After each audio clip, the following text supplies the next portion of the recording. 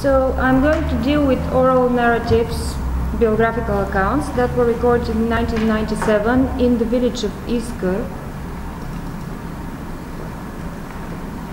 It's here, the red spot.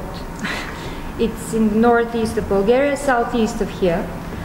And I'm going to deal with them and I'm going to reread them because they are already published in a book. In the course of this analysis, I will try to see how the myth of the modern person, somebody who is an actor, an agent, and who is responsible for his own life and for his biographical trajectory, is intermingled with another myth, the myth of chance. And by the end of this analysis, I hope I will come up with some conclusions. They were a bit unexpected to me, so I'll be looking forward to your comments at the end of this. It's been a while since historians have started discussing the role of myths in historiography, and as it was beautifully presented in Diana Mishfula's presentation, they are already aware of the fact that historiography is mixed with myths, and the function of myths is to form identities and collective identities and to forge bonds and to direct people's actions into one common goal. But little attention has been paid to the way myths function in oral narratives and biographical accounts, because I think that by default they so unquestioningly fall into the area of fiction. They are so supposed to be prone to exaggeration and to falsification that they are very, very rarely given how to say, a proper account and a proper consideration. So this is what I'm going to do here. I'm going to see how myths function in oral biographical accounts, because if you want to see how people act on a daily basis in everyday life, and if you want to see how their choices are directed and how their agencies are constructed, I think that it's exactly myths that we need to look at.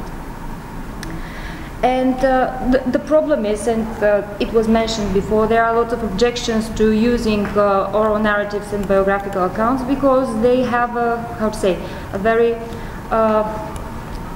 very problematic truth value.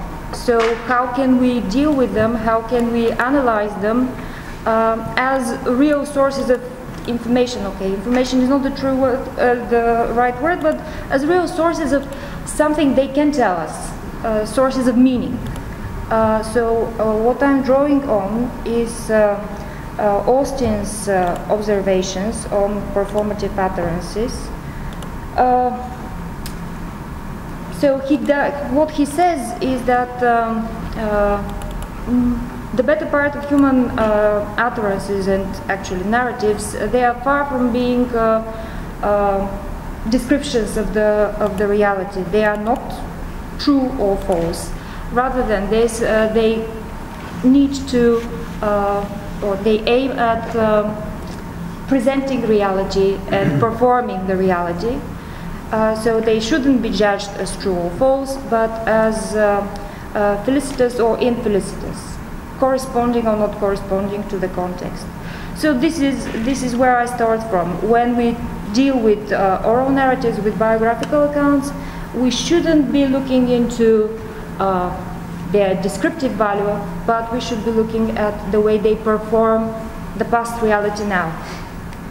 And the famous, a very often quoted example of how we do things with words, how we perform reality, is this: when you name a ship, for example, with saying, I name this ship Azura, you actually create a kind of reality.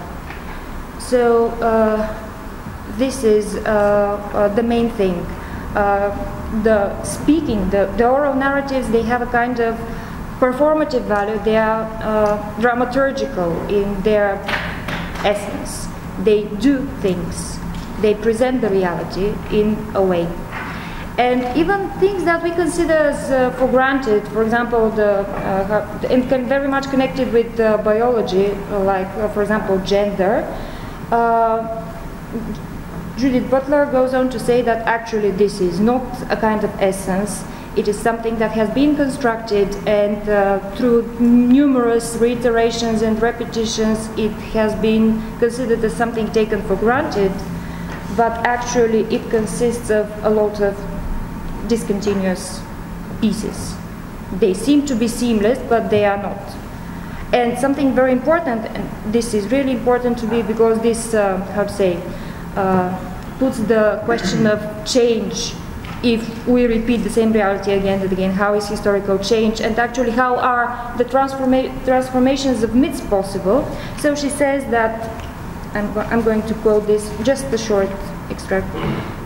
So she says that if the ground of gender identity is stylized repetition of acts through time, and not a seemingly seamless identity, then the possibility of gender transformation are to be found in the arbitrary relations between such acts, in the possibility of a different sort of repetition, in breaking or subversive repetition of that style. So, and this is where I start from, when we are dealing with biographical accounts, we shouldn't be looking to the clear-cut extracts and to the unambiguous, unproblematic pieces. We should be looking at the problematic areas, the places where the narrative seems to shift, to switch, and this is a sign that the past reality is performed in a slightly new way. There is a problem. So the myth that the person repeats is actually a bit shaken. Probably it's not clearly articulated, but is put into question. So, and this is even more true when we are talking about post-socialist narratives. Because how do you narrate your life in a situation when the all-encompassing power of the socialist state has crumbled, and it tries to find its problematic integration in the present, problematic to say the least.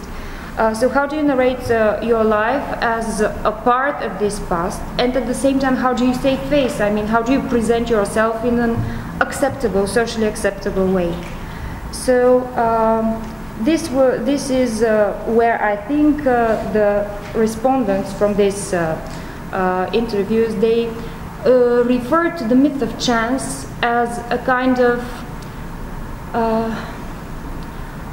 of narrative strategy with which they can present their life as a whole entity. They can present themselves as rational agents, as people who were responsible for the direction of their life, but on the same, at the same time they could, save face, and they could retreat from agency when there was a problem in the development of their life, when there was something that they cannot articulate now.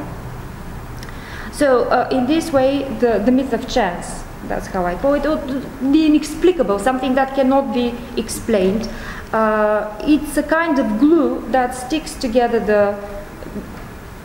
the narrative, but it is also a sign of problem.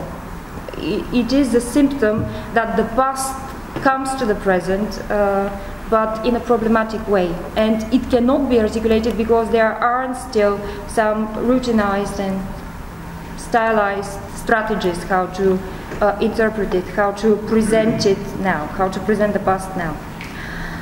Okay, so the question is whether this reference to the myth of chance is a kind of pre-modern remnant, because you know that pre-modern people, they tended to to refer to the inexplicable, to the interference of some forces beyond their hold and beyond their control in people's lives.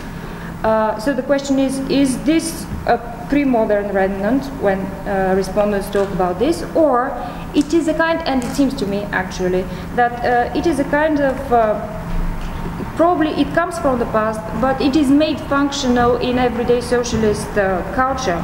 because the official socialist culture, of course, doesn't allow any chances. When agents face some kind of problematic reality, they have to deal with it. They have to rationalize it, to face it. And actually, there was an example of a person who closely sticks to this kind of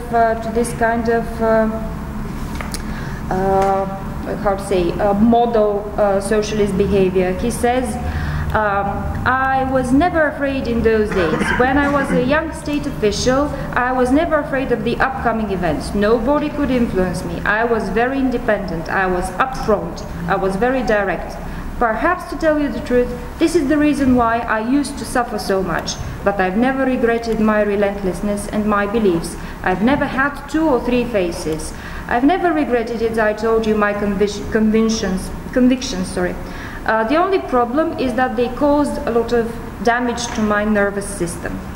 But even this guy, who, how to say, is a representative of the hardline self-identification, he also tells on later in his interview, he says that due to unforeseen circumstances, he became a political officer or member of Държавна сигурност, state security. So he also refers to some unexplicable things when he talks about his biography. I decided to focus on the way people talk about their professional development and how they rely on this chance when they talk about their professional development, because it seems to me that this is when we can, because profession and job labor has an important value in socialist culture, you know, that labor is the main thing through which people are divided, and the citizens in the city are divided into employees and peasants and of course workers, industrial workers. This is the representative figure, and that's how work and the job becomes very important in identifying the person and creating an identity, and also it gains a lot of importance, and it gives a lot of social capital, because it is one of the things, actually it's the main thing through which you can go upwards, you can obtain a kind of, how to say, upward mobility. And this is even more true when we're talking about peasants, because the people from Iskar, because actually Gerald Creed says, when he studies Bulgarian socialist village, he says that they are the stepchildren of the socialist state, because the model figure is of course the industrial worker, while the peasants, well, villages have they were always somehow connected with tradition and backward ways, even after the collectivization of farms, and later on in the creation of in the creation of collective farming and APK, agrarian production complexes. So even after that, in these forces to industrialize the village, they were not very successful, and villages were seen as a kind of store that can pump up workforce in the industrializing cities. And actually, this was the only way for the people from villages to get a better life, considerably. Well, yeah, a better life. That's why a lot of the respondents, actually, when they talk about their life, they need to somehow give reasons and to justify why they left the village. So here you have, these are actually real photos from the past of the village of Iskar, and you can see, they are blurred, just like the things I'm talking about.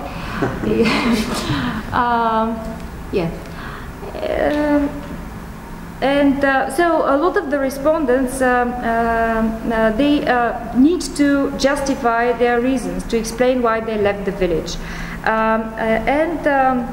Of course, the chance here plays an important part. And now that's how one guy talks about so this his mobility and his migration to the city was again by chance or by mistake. So he explains how he was proposed to become an accountant in the agrarian productive complex in the village. But there was a denunciation on behalf of some party members in the village, and he was branded as a son-in-law of a kulak. I don't know whether you... yeah, so this is a kulak. Kulak, it comes from Russian, and yeah, this is a category relatively affluent peasant branded by the Communist Party as a class enemy. So he was branded as a son-in-law of a kulak, and also a son-in-law of somebody who took part in repressions of communists in the September uprising from 1923. And the respondent claimed that these accusations are not true, and after a series of events and some maneuvers and negotiations, he actually found out that the person that they claimed was guilty of persecuting communists was called Georgi Atanasov, but his name, the respondent's name, was Georgi Anastasov. So it was a mistake. Actually, finally he cleared it out, but and he sorted out the things. But this was his reason to turn his back to the village and to move to another place. And he says that after he left the village, he went to Volchedo and he was in charge of a department, and he goes on to say, the whole region respected me. I was a model employee. Then I went to Devnya, an industrial town nearby. They promoted me to a head of a brigade. They recognized me. They offered me to continue studying. So this is, how to say, this is this by chance and by mistake beginning of his biographical and career trajectory somehow had a very happy outcome. But the thing is, how is denunciations? How they function in the narratives? Okay, right. So the thing is that denunciations and positive work appraisals, they are similar. They somehow, the biographical trajectory is reified. It's seen as something outside of the person that he cannot control. So your profession and your career development is actually a result of some external forces that direct you. You don't apply for a job. You are distributed. You know about this, or you don't know about this distribution of young professionals throughout the country. Just like the state had to distribute goods throughout the country rationally, evenly. By the same token, when young people graduated from university, they were allocated places where they had to work. So you don't apply for a job, you get the job. And okay, so I'll have to skip certain things. Okay, but the thing is, and now this is important, how do people who somehow present their lives as due to certain forces, to unforeseen circumstances, how do they again regain control of their life? How do they manage to present themselves as agents, as people who can direct their lives and their choices? So the thing is that they, when they talk about sharing this good luck and this good fortune with the others, that's how they again become independent. They feel themselves as independent. And here I will quote another one, a very dramatic narrative of Velku, who says how by chance he purchased a Moskvich. This is a Moskvich. in those times it was impossible to buy by chance a car. But he says, I'd never planned to buy it. And I went to a warehouse in Varna, and the people who sold the cars knew me, and I told them, so and so, I want the Moskvich. And the people from the warehouse, they informed him that there were some cars in the docks in Varna, and he managed to buy this car by chance. And he says, the Moskvich was the ambulance of Povelyanovo, the place where he lived. As soon as there was a woman in labor, so a woman who was about to give birth, I would drive her to the hospital. I was the ambulance. So they would tell me, Volkov, start the car. And this is it. When you share the good luck and when you share the good fortune with the others, that's how you again you are able to present yourself as an agent, as a person who has control of his life. And so I'm about to finish now, and what I'll say to sum up is that in these stories the chance loses its transcendental dimension. So it seems to be something out of control and out of reach of people, but actually it's no longer inevitable, it's not unsurpassable, and actually although a lot of the respondents, they use either passive structures, I was supposed to, I was obliged to, I was given this, and so on, or they use some kind of impersonal sentences, it was, and or they were, or it happened so. So although they use these structures that have no face, gradually we see that this chance and this inexplicable thing obtains a kind of face. So later on they refer to my friend from the human resources, or Comrade Stoichev from the county committee of the party, or Auntie Natka from the Ministry of Defense. And so in conclusion, I can say that the unexpected conclusion, so for me they were unexpected, is that the Bulgarian post-socialist people have a very ambivalent attitude to their agency. Because we expect from narrators to present their lives as not as a result of some outside circumstances. The modern person is a self-made person, or at least this is the myth of the modern person. Self-made person, self-sufficient actor who masters his destiny. But we can see that these respondents, they very, how to say, willingly retreat from agency, and they are happy to lend their agency to some outside circumstances. And actually, the chance becomes a kind of solidary accomplishment. So it's not an individual act. The chance is the name of a kind of everyday solidarity, and only after the narrator responds to the good turn, only after they justify the good luck by working hard for the community's good, they can gain control of their life and they can present themselves in an acceptable way. So the chance and the luck obtains a meaning after being shared with the others. And actually this is what gives significance to the life well lived. And again, this background, I can somehow find an explanation to the nostalgic reminiscences, because I think that most of the narratives were very nostalgic.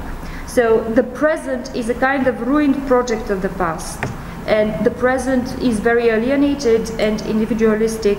And I'll finish with a quote.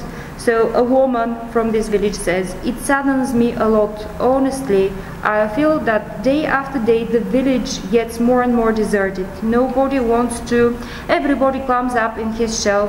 You see, people have changed. Their characters have changed too. Somehow you can't find those people who had a good self-esteem, such a good self-esteem. Now their self-esteem is zero, a total zero. So they think how they are going to survive, what they should do, where they will get to, and everybody with their problems. They show little care for the people around them." That's it.